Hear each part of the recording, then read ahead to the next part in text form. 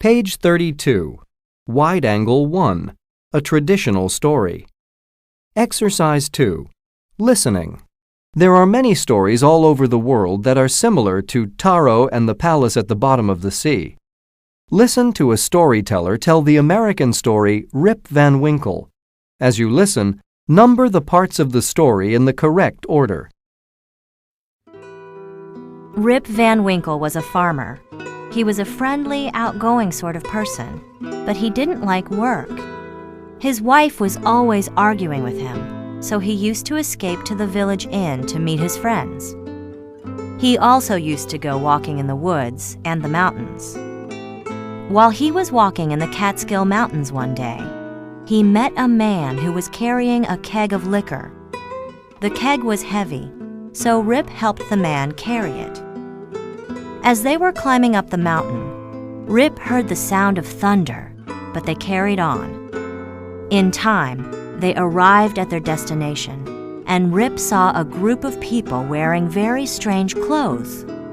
They didn't look American. They looked like people from an old Dutch painting. They were playing ninepins, a bowling game. Rip was tired and thirsty, so when no one was looking, he took a drink from the keg. Then he took another, and another, and he soon fell asleep on the grass.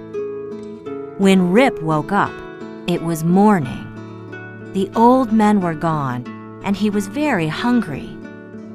He walked back to his village, but when he arrived, he didn't know any of the people there. He walked to his house, and to his surprise, it was old and empty. He couldn't find his family anywhere. He walked up to a group of people in the village. Rip didn't know any of them, so he asked about several of his friends. And every friend he asked about was dead. Rip was very sad and confused. Finally, he asked, "Does anybody here know Rip Van Winkle?"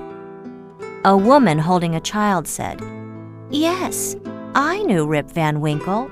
He was my father. He disappeared 20 years ago."